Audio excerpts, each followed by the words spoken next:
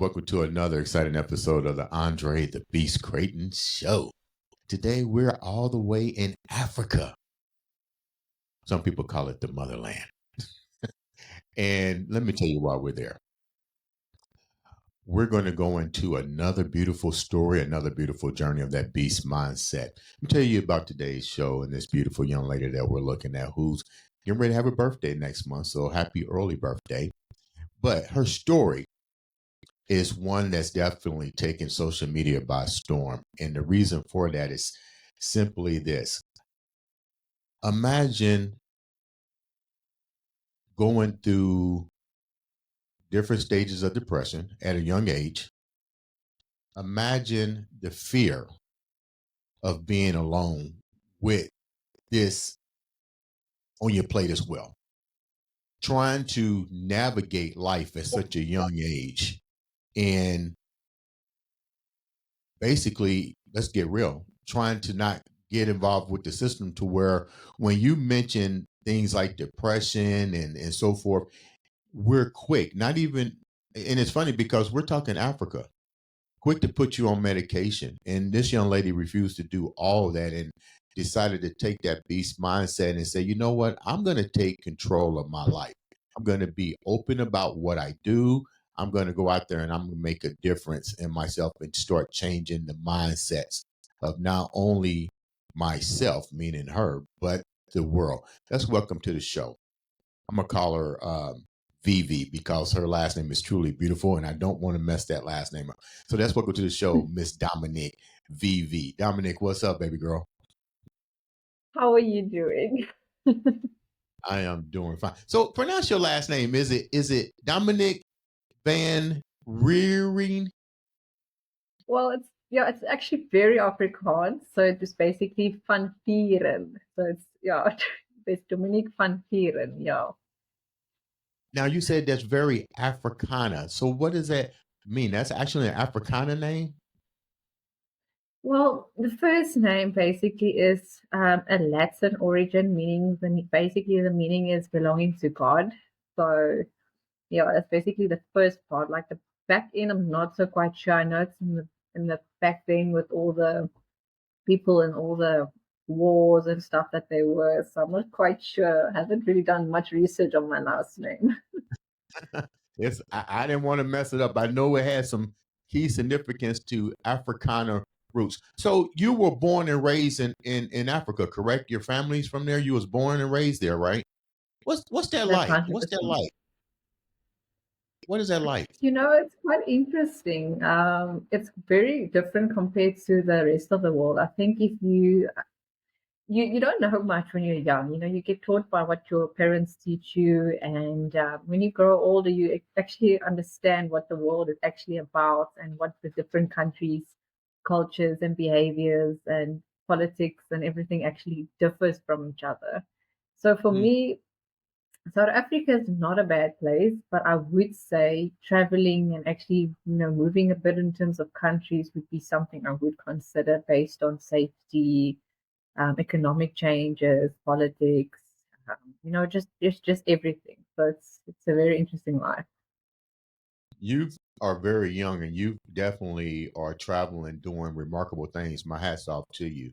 Um, when you say you travel to different countries, like when you're raised in let's say in Africa, because that's where you're at, how do you guys view other countries? Let's use America for instance. Like America is a global economic powerhouse to other countries. Like when you was growing up, what was the mindset with Americans as opposed to Africana?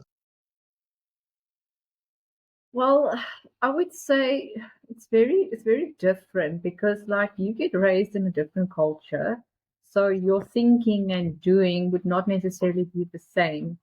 I think when it comes to your culture, if I say culture, I'm talking about like your Christianity, or whatever you basically believe in on that side where you kind of are. So for me, it's a little bit different.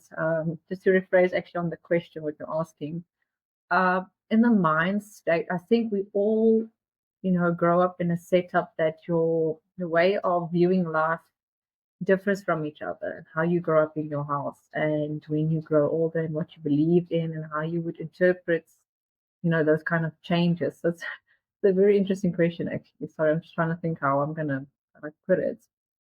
Um, Growing up this side to compare mentally, I think we have it easier in a way because we don't have that very strict rules. I think this is very, very like you can do anything you want, really, kind of like there's no kind of super set rules that you would have in America that I've noticed how they would live their life and stuff like that. So yeah, so I think.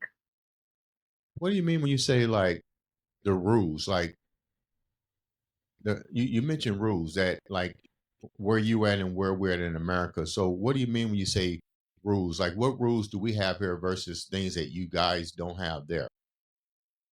Well, I would say in terms of what I can just like based on my opinion, in terms of like how life would be in terms of safety, what Trump actually implied on what he approves or not approve in terms of all the kind of like different things. I don't want to dig in too deep and say something that's not convenient, but like being, you know, transgender or something like that, like there would be less okay, which is a good thing. And then on this side, like nobody really cares. It's not something people really talk about, but we will definitely kind of, if you feel strong in terms of your beliefs, then you would kind of like not mix with those kind of people. So those kind of rules that have been different, and it's just the way I think about it. Those kind of things. How was your life growing up? Because we don't in the states we don't really they don't really magnify other countries. Like we're not gonna know too much about Africa, the Congo, and all that. It's just never gonna pop up on our U.S. Media coverage unless something catastrophic happens over there. But what I do hear from some guests that have been on my show that used to live in the African region, they said that safety is like a real major concern there. Like people can just come in your house, kidnap you, hold you for ransom. And, I heard some crazy stories in the last 4 years on my podcast from people that, went over there as missionaries and stuff. Have you seen any of this kind of stuff? Or is it you live in a different type of environment there? Well, to be honest with you, I think safety is currently a very big thing. I mean, I carry like a pouch, those back in the 80s kind of pouches.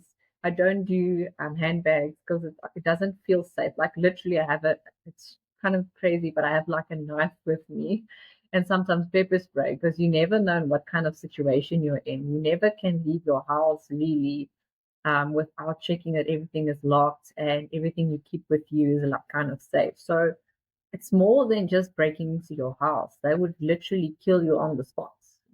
They can torture What? you, kill you just right after it. That's just literally how it is, unfortunately. Wait a minute. They would just kill you on the spot and butcher and all that kind of stuff. And That's what we have, yeah. So I don't really go out at night. It's based on safety. If I do, I have to be like with a group of people. That's basically how the setup needs to be for a woman, especially to be safe.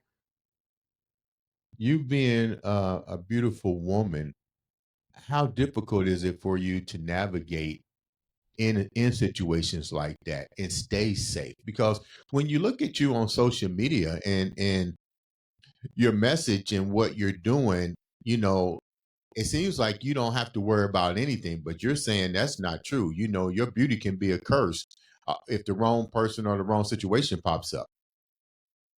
No, for sure.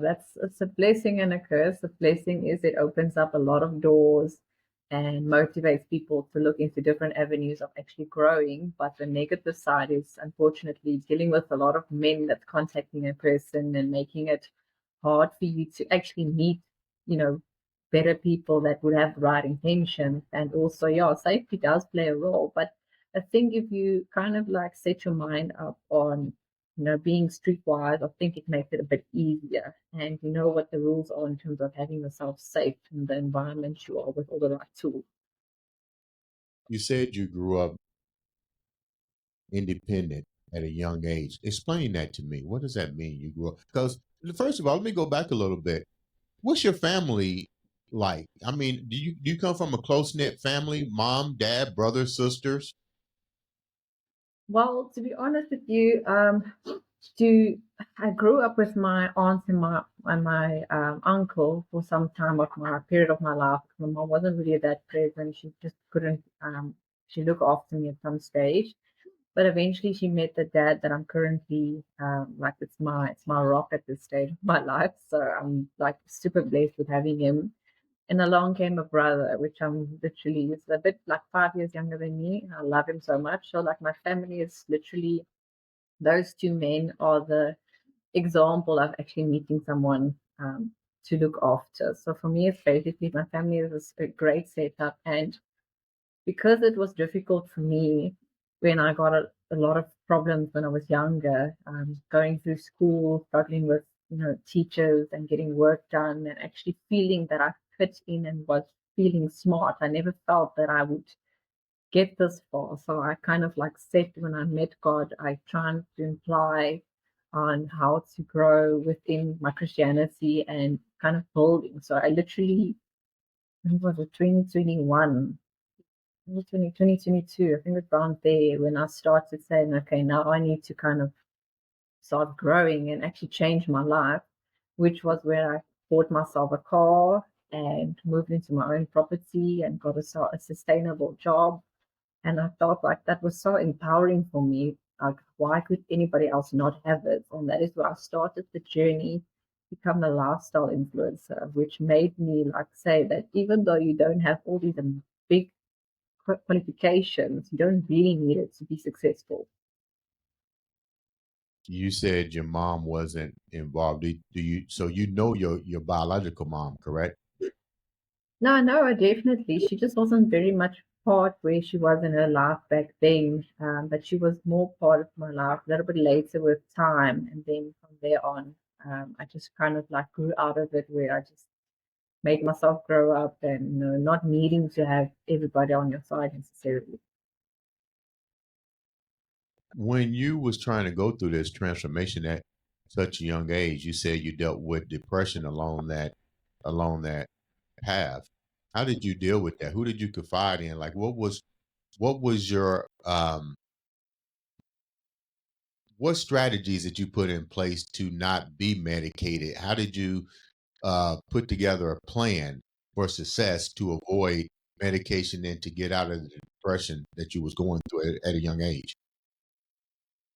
Oh, it was a difficult stage. I always refer back to my faith in Christianity because like that's where it started. For one time I used the medication for about a few days. I didn't feel well after it. It made me feel very sick and I had heart palpitations and everything. And then there, I just decided like there's nothing wrong with me. It's basically how you apply your mindset to deal with certain situations and how can you like get through those kind of challenges. And what was the biggest part that stood out for me in that specific scenario is that when you kind of say no to something and you say, because it's a permanent mental thought that you have to have with yourself to kind of get through it. So it's a hard thing to do, but once you apply your mindset to pushing through it, you're gonna have days that you're gonna feel like you don't want to get up, you want to sleep, you want to just like it's really, really a tough mindset. But once you kind of like get through it, but I wouldn't say you'll get through it and then it never comes back again because you'll still go through it. It's just on how you decide on dealing with it. So for me, I still have it, but it's less effective now because I know how to deal with it at this kind of like stage where I'm in. And the moment you accept that you're going to have these kind of challenges in your life and it's going to put you through a terrible stage and you accept it, it kind of becomes a bit easier. But it's how you apply your mindset and breaking through those kind of like talking to yourself challenges, because it's basically what you think is what you're going to say, and it's how you're going to kind of like perceive and it attracts what you do at the end of the day. So I think that's basically, in short, I think every person's different, so I can't give you the exact recipe to life regarding depression, but I know that it is a tough thing, but as long as you accept it and you break through those kind of barriers, it's kind of a bit easier, but will never go away.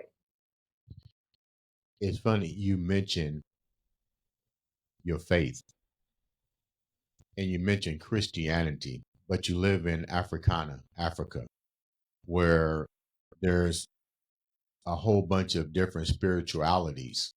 So what made you gravitate to the Christianity as your rock compared to the other forms of spiritual beliefs in a country that they say is the cradle of civilization and to some degree the cradle of spirituality in general? Because I know you've probably been exposed to all of that because they call that the cradle of civilization. Kind of. Well, I think it's difficult to answer in a way for me because, like, my personal opinion might differ from a lot of people on how they approach this kind of like question. So I met I met, basically God. I met him basically when I was grade 8, which was a few years back. And from there on, I lived kind of like in the Bible way of how we're supposed to kind of like get people to come closer to God, kind of attract the right, say, energy and put out that kind of energy and get people to know about God because not everybody knows about God at the end of the day. And I know that there's people that feel that there's different beliefs. For me, I differ in some way because I feel like there's only one true creator. And I think everybody approaches that kind of like creator in a different way. But for me, I lived through that because I've actually had so many miracles and actual things happen. Like when I speak to him, I'll get goosebumps. So for me, it's real. And every time that I've prayed for something and I've wanted something, I've always achieved it. And also kind of much earlier than I've anticipated on the time. And sometimes I get bored with where I am because I don't know what's next for me. Because what am I going to challenge next for me to grow in a different kind of section? So I feel like being a person that's very philosophy kind of set up of mind, it's really a blessing to be able to know that there's a creator that has done all of this, and I can speak through all the stuff that I've done. It's always happened in the positive light. My question is, what has been at least three of the things that have not has changed you, but what was at least three of the crippling factors that was a very difficult challenge for you to overcome? Because, like I said, you're still young, so you dealt with the situation with your mom, um, your parents.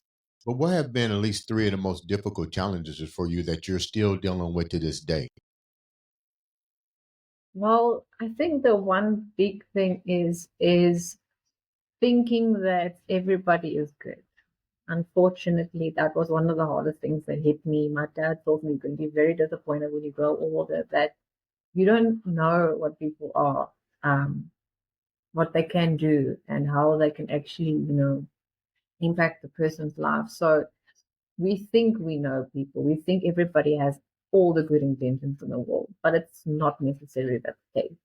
It's where people feel like they need to use each other. And once I've grown into actually becoming a person that works for someone, the challenge for me was like, why would such a person be vindictive or rude or ugly or actually harm you in terms of like being jealous? Because I haven't had a lot of women in my life actually, which is crazy. That's one of my challenges.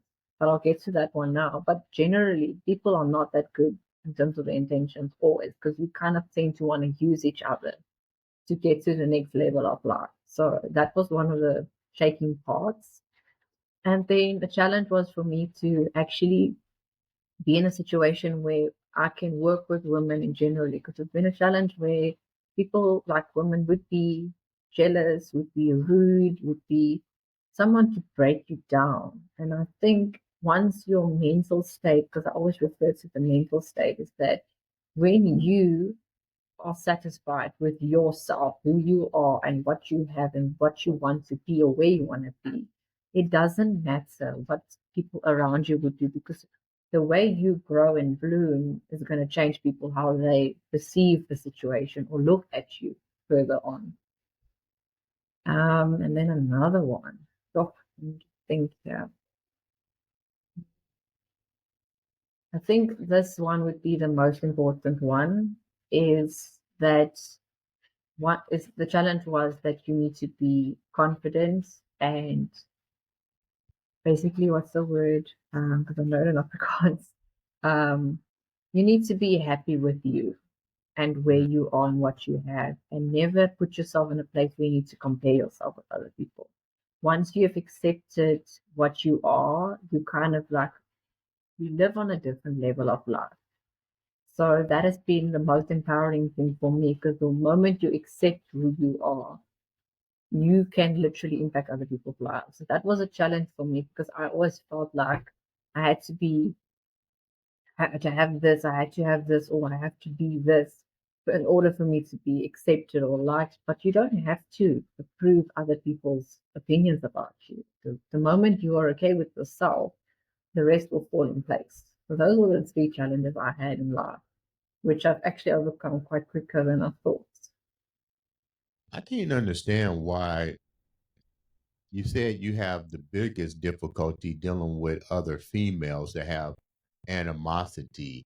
Is this isolated to where you at in Africa, or is this global? Because you do a lot of traveling. So this something that you see all the time. And then why are they jealous? Because you guys are all trying to do the same thing.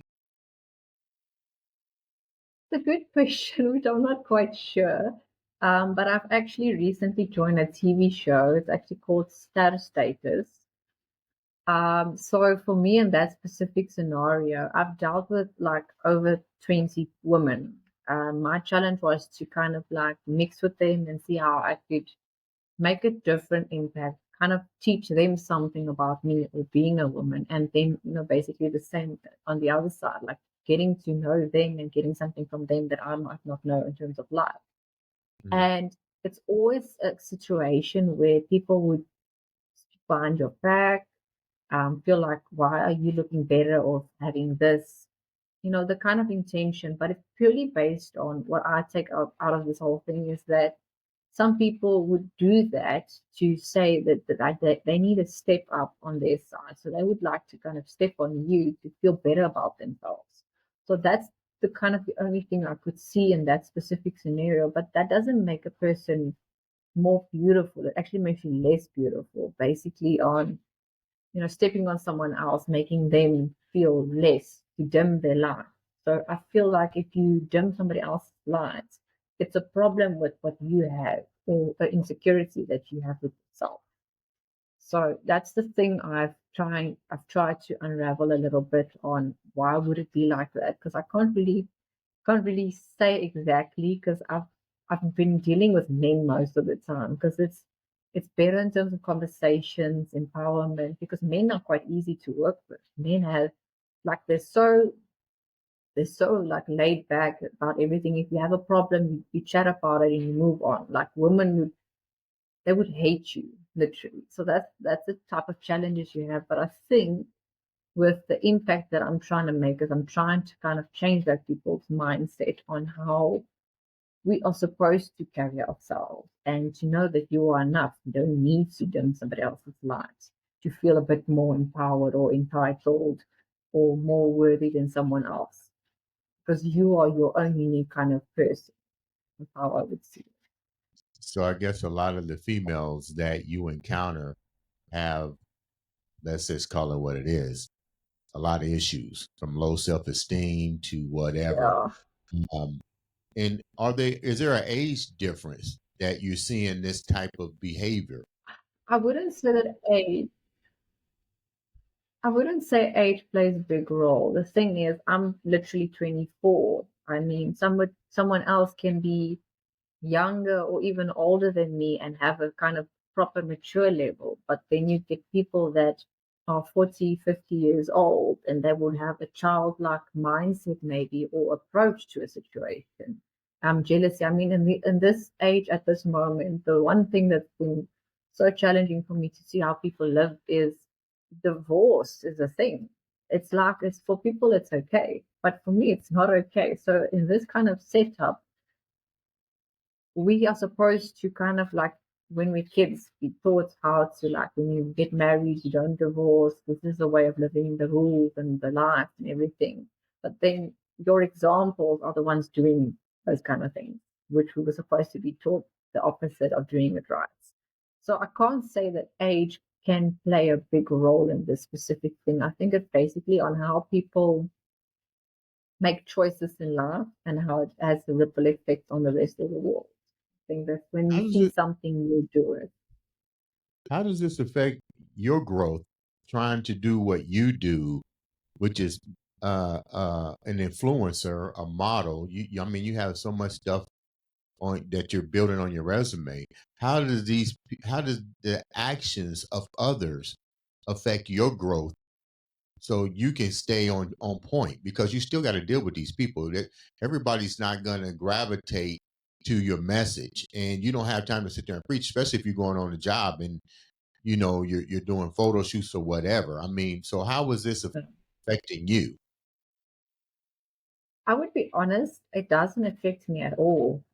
Like I feel like I fit into the 1% of the world, simply because I don't live the kind of life that the regular 24-year-old would, or any person for that matter. For me, it doesn't affect me, not politically, not cultural wise, not Christian wise, not in any way, because it doesn't. I don't allow it. I think if you kind of like put your own rules in place, you decide on what kind of people you would like to attract, in terms of your aura and especially your works environments, the kind of people that you deal with. It's basically purely the choices that you make in life. So if you make good decisions, you'll have the best life you could ever imagine. You mentioned the fact of dealing with trauma filled child behavior like individuals, mention the females that you come in contact with, you gravitate more to the men side. Do you do this because of the conflict or because their inability to understand what they're going through? And is this going to be a major crippling factor for you going, as you evolve and get older? Because you can't really change a whole lot of people, but you still got to deal with these people. So do you find yourself getting to the point that where you are um, excommunicating with more females and gravitating to more male? I mean, there has to be a balance between the two. So how do you do that? Well, most of my, I would say, call it friends and people that I work with is people much older my age. I don't have friends or people that I mix with in terms of my age because it's based on the mental maturity that you deal with. So for me, I'm comfortable. I've friends that are like in their 40s and up. That's my kind of people that I am friends with and deal with. So for me, it's purely what kind of people you deal with. So for me, I'm comfortable with men and women. It's just definitely a different mindset that men and women have, in terms of conversations. I think we as women are quite emotional, so that makes anything that we approach or do kind of a little bit less. Um, I don't know what's the word. For me, it's easy to speak to men in terms of different contexts, or say topics, because there's always something to talk about, and it's interesting and it's exciting because I'm a very adrenaline kind of person. But then with women would like to speak about nails and hair, and that guy cheated on this one, and that you hear about that girl. So the intellectual part, I think that's the missing part in some men and women's side, because I can't really say just women. I say it would be that kind of setup where um, the intellectual part is very important. It doesn't stimulate the person's brain, but that depends on where you are in life. I'm Mhm. so open to growth and learning new things and applying that to my life. It gets me so excited. I love people. People are my thing. And obviously, it's good to know men and women on both sides. So I can't really say men or women rather. I think that's just the major part, getting that intellectual conversations with men and women, and kind of like being open to grow and enjoying conversations, because nobody can take that away from you when you actually learn something new. That is something that will always stick with you. What is your message that you're trying to empower through your social media? Because you are doing a lot of things, and like you said, your mindset, your growth potential. But let's get real. So this is a two-part question. How has social media affected what you're going through? And number two, what are you trying to deliver through your through your social media to the individuals to let them understand what you actually want to do? So to start, social media was kind of my lifesaver from where I was in my past, because I felt like nobody. I literally was so down the drain. It was terrible. Where social media brought me into the world where I am today and showed me how to kind of like not for you have to be more raw in your social media than, because we look at social media and that's basically most of our time. If you go check your phone time, you'll see how long you actually spend your time on the phone, and I'm actually guilty of one of them. So for me, it was basically social media, building my name and working with different companies. Um, it kind of gave me an identity on who I am today. And that has put me through, it got me through depression, it got me through other people. Because when I started competing on the stage, people started noticing me and saying, wow, and well done, and everything. And then I realized, like, well, I'm someone. I've gotten my identity. Now I know who I am and what I'm supposed to do to influence the rest of the world. But then when you're off camera and you're not posting anything, you get days that you feel like so crushed in your soul. It's I can't even explain it in words.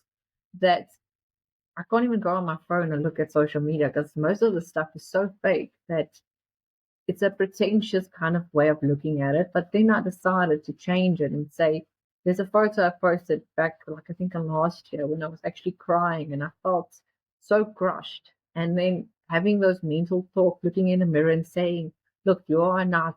You can literally do anything, but you have to actually do it. Like literally last week, there was a day I was laying in bed. I didn't want to get up. I was man down. But it was just randomly.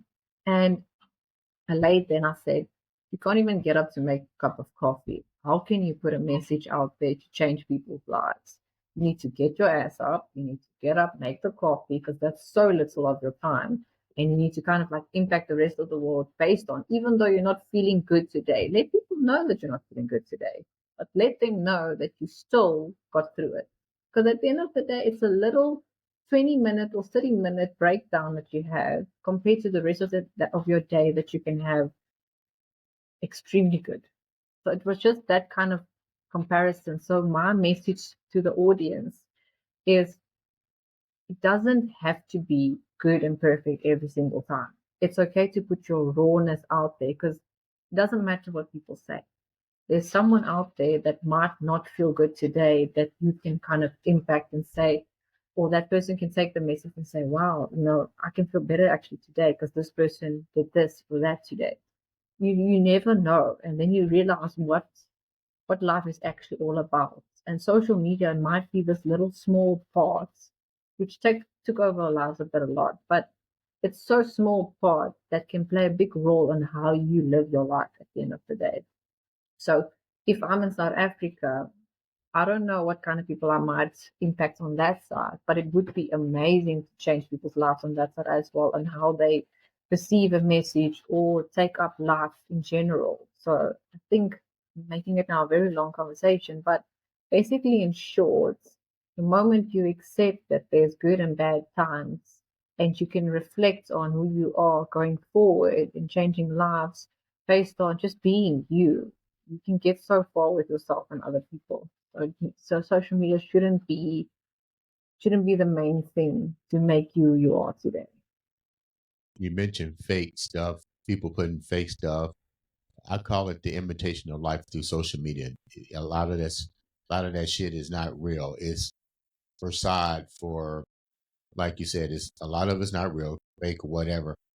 What kind of response have you been getting with your social media? Because there are people that know you, that you have shared your experiences with. So, what kind of feedback are you getting? Because a lot of times, if you're going through certain stuff and you're using social media as the filter to tell a story about your life, but people know that's not really how your life is. What kind of, how, part question to this, have you ever really, before you develop your growth, were you one of those individuals that was putting out fake information about who you were? Uh, and if so, how did you clean it up to develop who you, to let people know this is you now? And then the second part of the question is, how are people perceiving you now through social media? So to start with, I would say when I started looking, people posted stuff like when they went through a bad time, get all these little relationship quotes and stuff that people put out there. And I was like, do people really put out there that they're not okay? And when I realized that, I accepted that it's okay to sometimes reach out and put something out there that makes you not feeling okay always. I've never really posted anything in a fake way, but I've sometimes not been very honest on what I really felt in certain situations to kind of like not put the spotlight 100% on what I was going through on that specific scenario. But what changed my life a lot doing these kind of social media things, and when people coming to me and saying, yes, wow, this was amazing, or like, are you okay? Maybe just listen to this Bible verse or whatever the case might be. Maybe this will work better for you. Is that I kind of put in a little bit of some jokes and funny ways of life. When I do something wrong, the video doesn't always look perfect. And then I laugh to myself, and I feel like I'm funny because I put a little sarcasm in my videos to make me feel better and let other people laugh. And that was the main thing that people took and said, wow, you're so inspiring. You just like yourself, and it's the authentic you.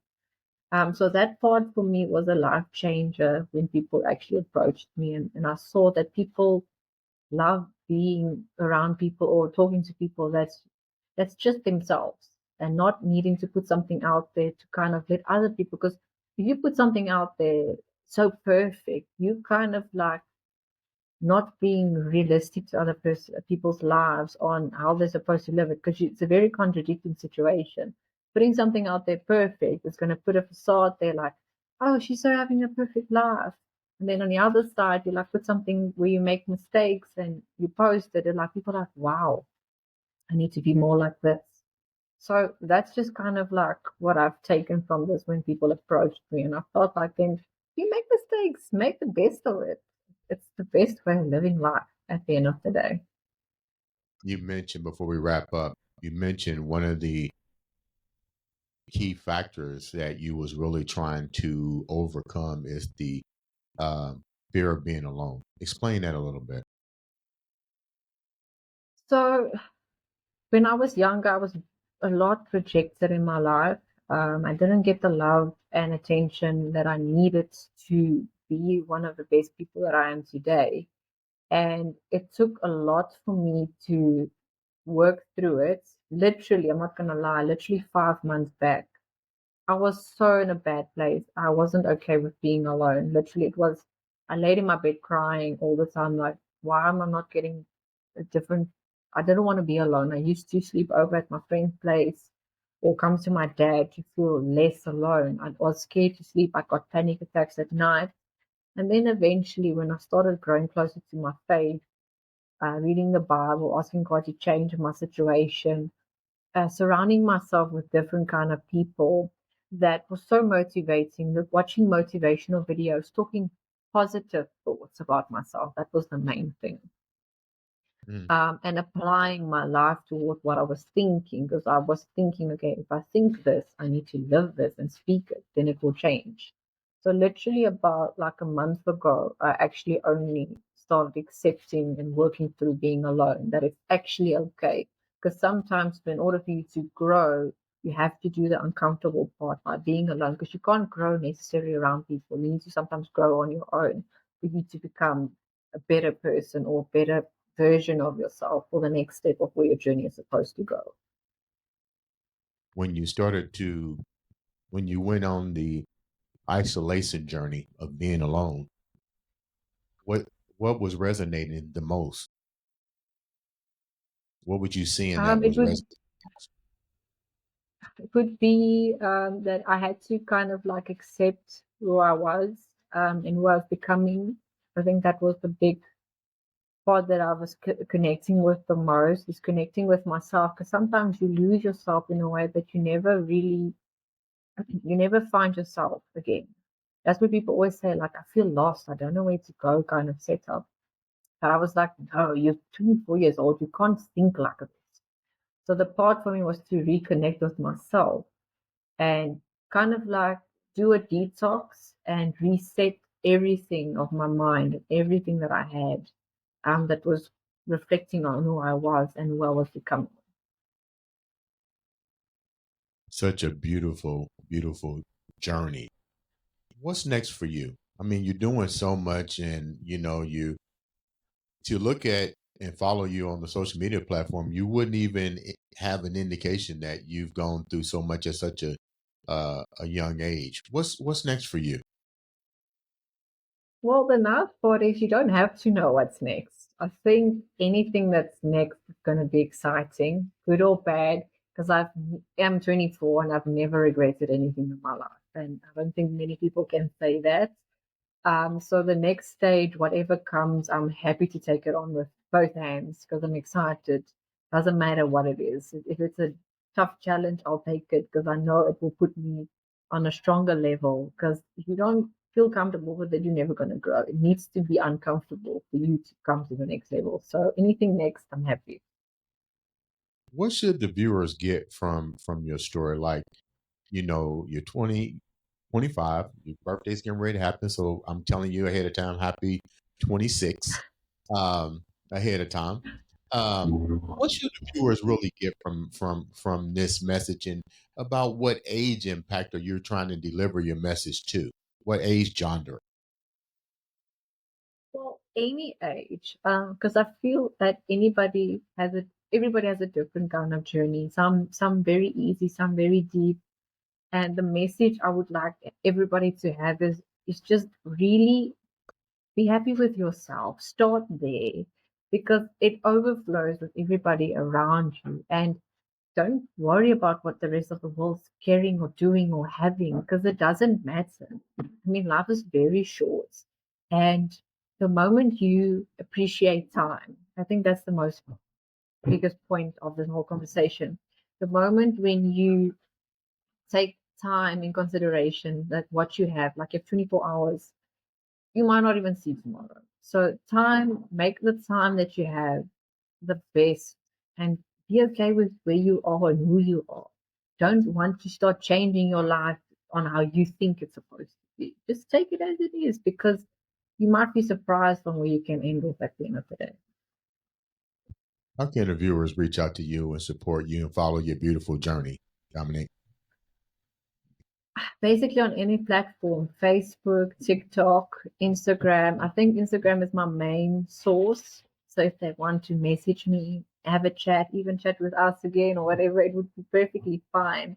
I'm happy to always like interact with people, chat with them, just see how I could make their lives a bit better than where they currently are, even if it's just listening, what they're going through. If I don't have say, an answer, sometimes you just need to listen. Sometimes it's not always necessary to have an answer, or yeah, it's better just to listen and be there for each other. It doesn't matter if you're a stranger. I mean, I know there's a lot that can happen, but for me, it's just like we're supposed to. I'm just going to make it short for this part, but the crazy part is we all live like completely on different levels of life. Like I would, I wouldn't have met you on social media if you didn't make contact with me. But like you would walk in the street, you're not going to go to that person and greet the person necessarily because that's not in your nature. Like for me, if I see someone, I'm like, hello. So for me, it's like I greet everybody. It doesn't matter if you know the person or not. So that's the main thing for me. Like people just interact. You might not know if you make a person's life different or change the way of living. So they can reach out to me on any kind of platform that I have. What's your names on your platform? Because we didn't say that. What's your name on your platform? The It's one that you. actually Afrikaans. So my Facebook is Dominique Van Vuuren. It's basically my name and my surname. My TikTok and my Instagram is literally like in Afrikaans, it's Dagdroomkind. So it's daydream child in English if you had to like change it to English, but in Afrikaans it's Dagdroomkind. So it has a personal meaning, but that's the best way to get it. Yeah. Dominic, thank you so much for taking time out to come on the show. I wish you the best. Like I said earlier, happy early birthday. Stay safe. That's the main thing, and keep delivering your words of inspiration and the powerful person that you are. I know what your last name means now, so I'm gonna really practice that and say it in the Africano way. But in the meantime, guys, make sure you support, like, click a button. All it takes is one click to change the life of yourself and somebody else. This has been another, and I do mean another, exciting episode of the Andre the Beast Crayton Show.